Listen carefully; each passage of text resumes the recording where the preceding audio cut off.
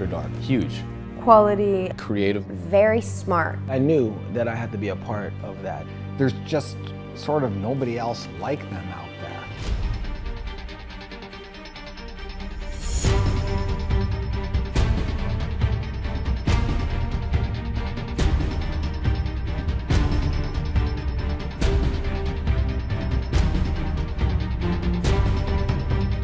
When the After Dark Horrorfest first came on the scene, it definitely filled a void that I think horror fans were looking for. You know, seasons will come and go, and you're kind of not sure as a horror fan whether the big studios are going to give you something, you know, in multiplexes. But you always knew, you know, After Dark Horrorfest would come around with at least 8 big movies. As a filmmaker, After Dark was really important, allowing a film like Slaughter to get made and to be distributed in theaters across the country and then on DVD. It's a really exciting experience.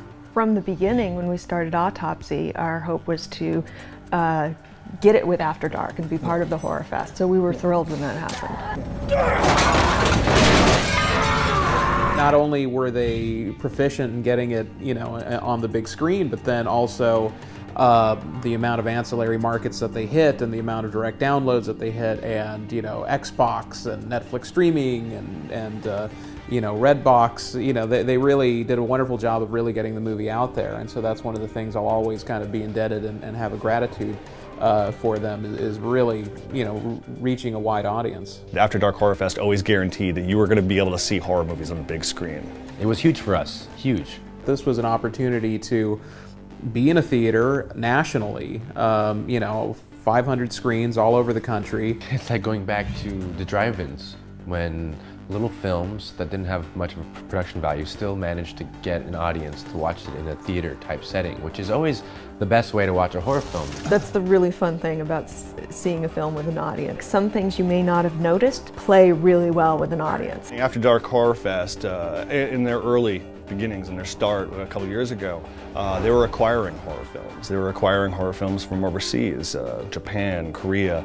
They were also finding horror films on the indie circuit here in the US. Lately, they've been doing a lot of original horror movies. The new brand After Dark Originals is only a good thing for the horror genre, or independent filmmakers that are trying to get their voice out there. Again, it gives them a place to go.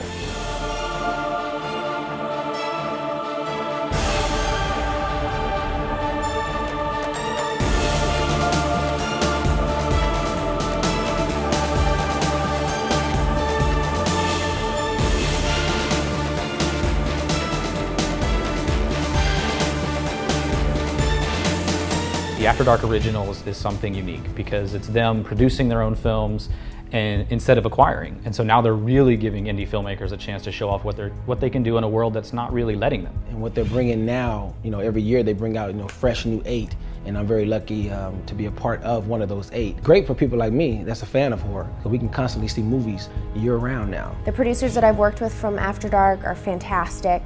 They're very smart. They know what they're doing. And the films are great. They had developed a fan base through Horrorfest, and they wanted to now be creatively responsible from start to finish for what they were going to give their fan base. The difference is they can really make sure that the films that they want to see are being done. There's a certain guarantee of quality. They get to pick who they want from the horror community to put together for each individual project. And I think that's the logical next step. It's exciting to be a part of original stories and being a part of a company that's ambitious enough to try and create all those original stories from start to finish. I wish there were tons of After Darks everywhere, but really it's like they're one of the few places where you can get a low-budget horror movie in theaters. I think it's one of the only outlets that I know of that's going after young filmmakers and letting them put their vision on screen, which is really exciting. They're not moving into production on remakes. They're not moving into production on sequels. They're looking for original properties, original stories to tell.